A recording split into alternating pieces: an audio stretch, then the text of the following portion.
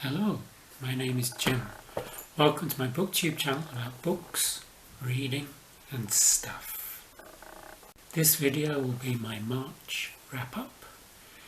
March was a better month than February. In March I finished 6 books, and of these 2 were 5-star reads.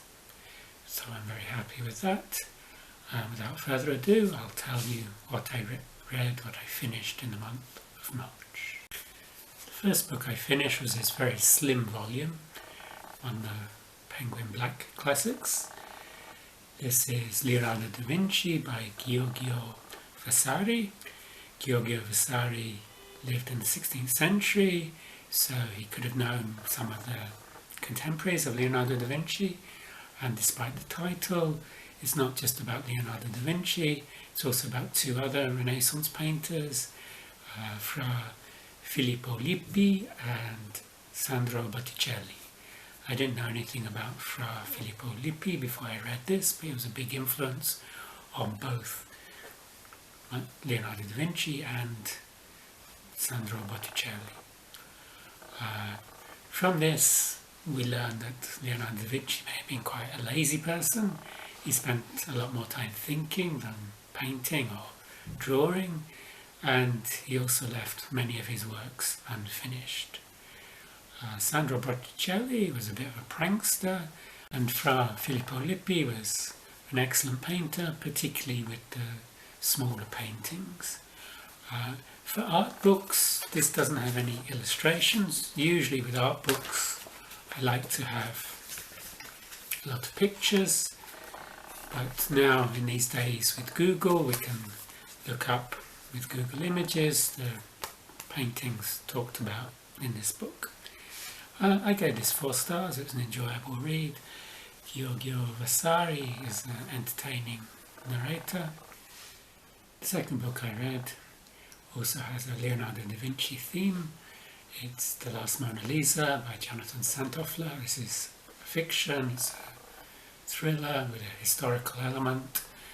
We have Luc Perroni, who is the great-grandson of Vincent Perugia, who stole the Mona Lisa from the Louvre in 1911.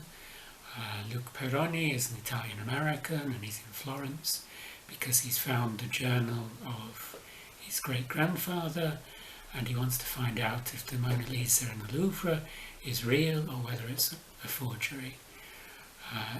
This book has a very much a Dan Brown vibe, with the thriller element, the Italian-American who's in Florence, in Paris, and there's the conspiracy theory element. It was an enjoyable read. If you like Dan Brown, you'll probably like this. I enjoyed it. And then the third book I finished was my first 5-star read of the month, and my first 5-star read since January. This was Black Sun by Rebecca Roanhorse. This is the first in the Between Earth and Sky series. From December 2020 until now, I've finished 88 books, and they've all been by different authors.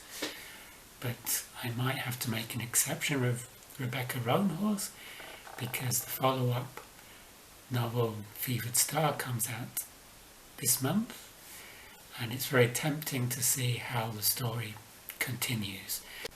The problem with Black Sun is it doesn't really stand as a standalone. It's very much the beginning of a series, and I'm very immersed in the story. This is fantasy. It's inspired by pre-Columbian civilizations. The characters are moving towards Tova, which is where there's going to be a great ceremony for the winter solstice. We see the story from 4 points of view. This book, Black Sun, is a darling of booktube. Many have really enjoyed this book. I really enjoyed this book. Rebecca Roanhorse is an Indigenous author, and there's a lot of representation of various groups in here, and the characters are wonderful. We've got Ziala, who's a female sea captain. She's Teak, a sort of mix of Amazon and mermaid, who who come from these floating islands where no men are allowed, and her crew mistrusts her, but she has this magic to sing to calm the seas, and so they sail with her. And on her ship is Serapio. Serapio was blinded and scarred at an early age, and he has a mission to fulfill in Tova. I won't tell you about that mission. I don't want to give any spoilers away. It's a fantastic book. The world building is amazing.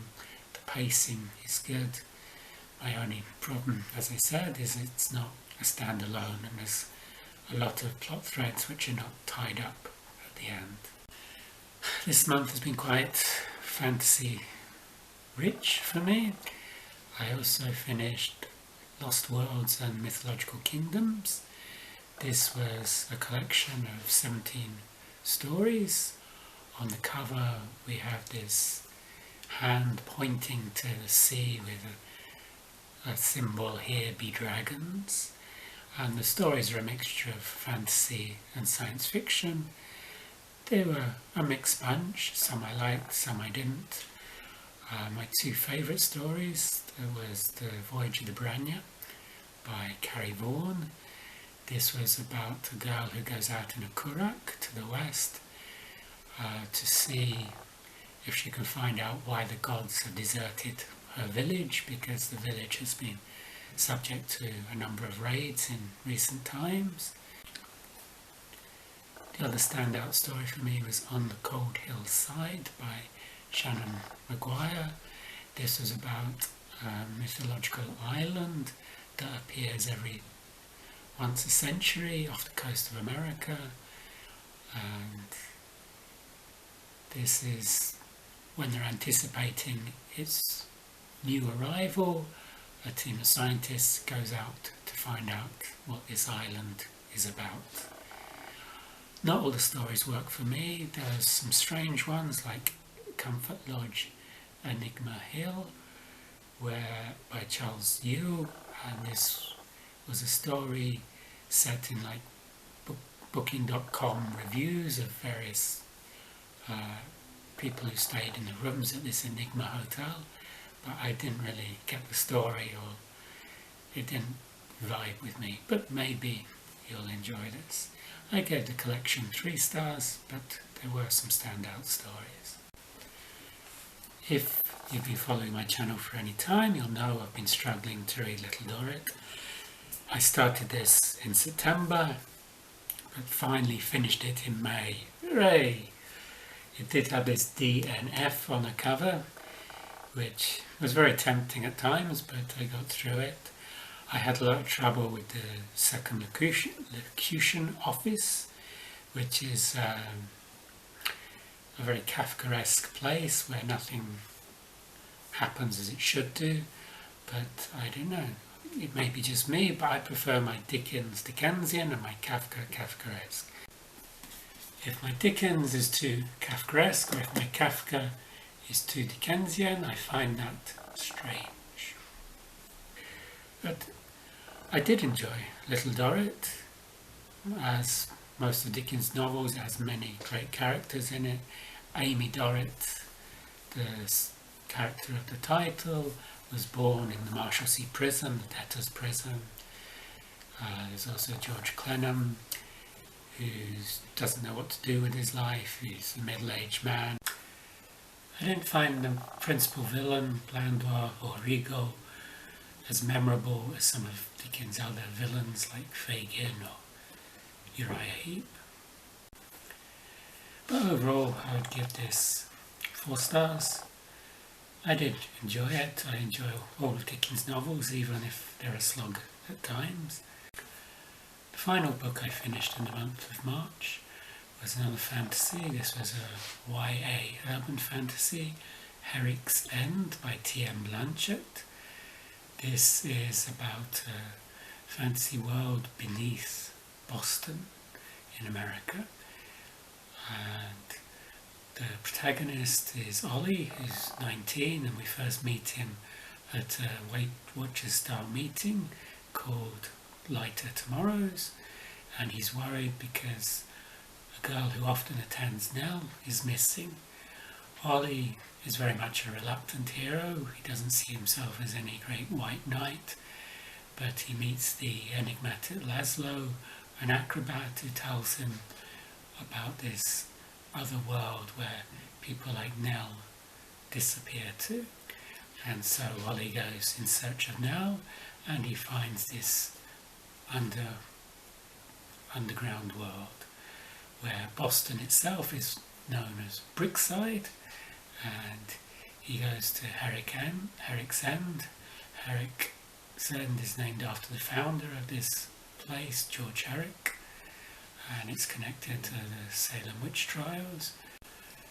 On the cover we see a gondola piloted by Terra and her oversized crow called Mrs. Paget.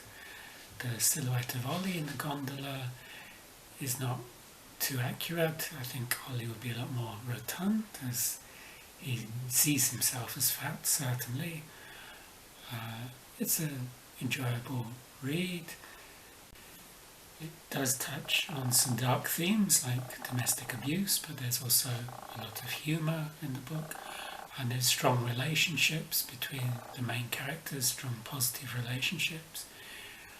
And yeah, I really enjoyed it, and I look forward to the next book in the series. This was a e-arc from NetGalley, and the book is due out on May the 10th. I also started a few books in the month of March, but I'll tell you about them in my next video, which will be my April TBR. So those were my March reads. 6 books finished, 2 of which were 5 stars. It was an enjoyable month. If you enjoyed this video, you can like and subscribe below, and I will see you in the next video. Goodbye.